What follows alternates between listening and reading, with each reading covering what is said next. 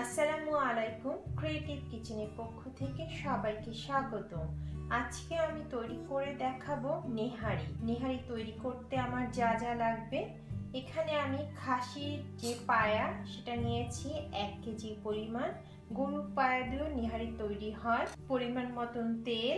এই মগে আমি 4 মগ পানি নিব। 2 কাপ পরিমাণ পেঁয়াজ কুচি, পরিমাণ মতন লবণ, একটি বড় টমেটোকে আমি এভাবে কিউব করে কেটে নিয়েছি।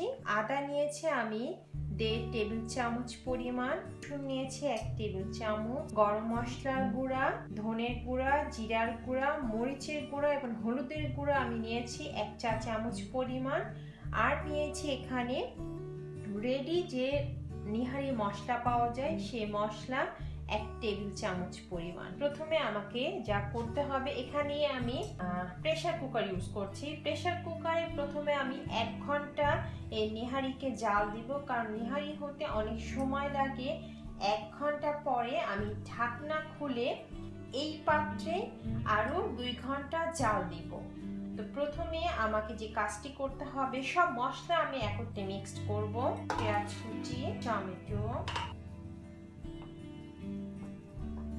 আদা রসুন গুঁড়া, সব মশলা। লবণটা আমি একটু টেস্ট বুঝে নিব, কেননা আমি যে রেডি নিহারি মশলা নিয়েছি তাতে লবণ রয়েছে। তো লবণটা আমি সাবধানে দিব এবং পরিমাণ মতন দিব। টেস্ট যখন এটা আমি চুলায় দিব, প্রেসার কুকারে থাকবে 1 ঘন্টা পরে, যখন আমি নর্মাল ভাবে এটাকে রান্না করব তখন লবণের টেস্ট দেখে আমি লবণ অ্যাড করব। প্রায় আধা কাপ পরিমাণ আমি তেল নিব। এরকম মগে 4 মগ পানি নিব। সব মশলা দিয়ে খুব ভালোভাবে মিক্স করতে হবে।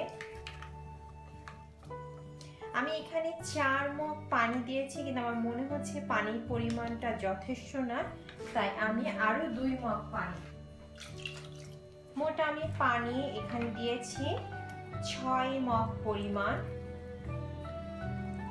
সমস্ত উপকরণ আমি একত্রে মিক্সড করে ঢাকনা বন্ধ করে চুলায় প্রায় 1 ঘন্টা রাখবো প্রেসার কুকারে।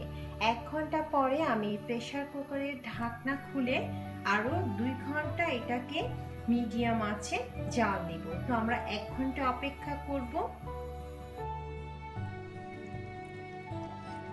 আমি 1 ঘন্টা প্রেসার কুকারে ঢাকনা আটকে এটাকে জাল দিয়েছি আমার নিহারিকে।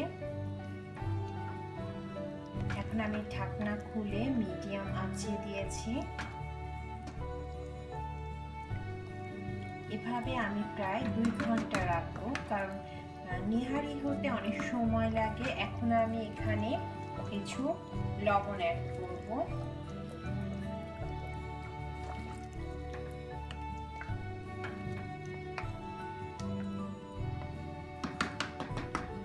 আপনি চাইলে ফয়েল পেপার দিয়ে ঢেকে দিতে পারেন, কিংবা প্রেসার কুকারের ঢাকনাটা এভাবে দিয়েও ঢেকে রাখতে পারেন। তো আমরা এখন 2 ঘন্টা অপেক্ষা করব।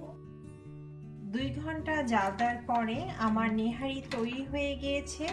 এখন পরিবেশনের পালা। আপনি চাইলে আরো ঘন করতে পারেন, আবার ঝোলটা পাতলা রাখতে পারেন, তবে এরকম গ্রেভি হলে নেহারিটা খেতে মজা লাগে।